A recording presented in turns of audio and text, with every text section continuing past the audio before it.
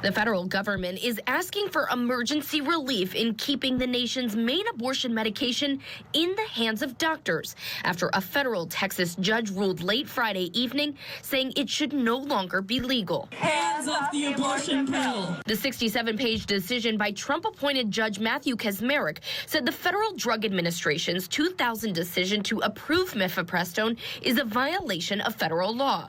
Kacsmaryk bucked a 117-year precedent of leaving the courts out of FDA approval.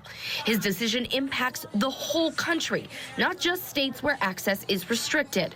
The Justice Department is appealing to the Fifth Circuit, widely considered to be the most conservative in the nation. This is clearly about abortion and access to abortion, but it's also about access to health care. And it's also about being able to count on the healthcare system.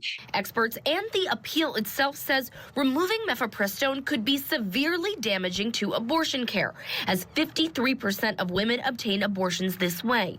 It's been proven safe to terminate pregnancies up to 10 weeks and is also used in miscarriage management. It is the only drug specifically approved for abortion taken with a second drug, mifepristone, that has other uses. Doctors nationwide have already begun administering that drug alone.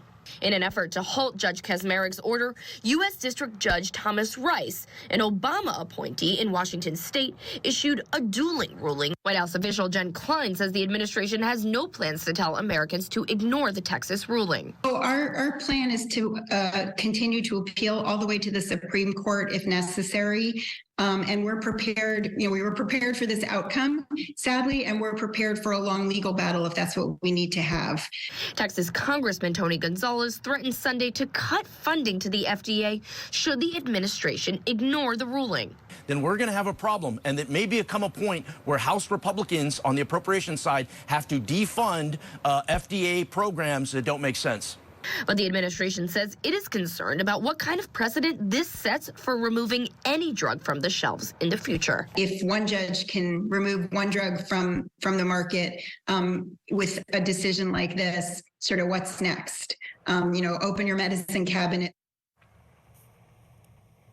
The concern here is that it could impact a host of other drug approvals that have nothing to do with abortion and even investments in these kinds of drugs. This particular drug, even though Judge Kacsmaryk says it is not safe, the studies have proven otherwise, proving that it is even safer than drugs like penicillin and Viagra. But Del, if for some reason his ruling is able to go into effect, if it gets all the way to the Supreme Court and they support his decision, well, that means that this will be off the shelves completely. And as far as abortion medication goes, they will have to use that second drug. They will be able to use mifepristone if they have it in stock. They just will not be able to manufacture it and order more. Some states have up to 3 years or more supply, but a lot of states don't. And the Biden administration is not going to be able to bail them out and buy any of this drug to have a big stockpile because of the Hyde Amendment. So really, what happens with this decision could impact the way we approach abortion access nationwide, at least up to 10 weeks.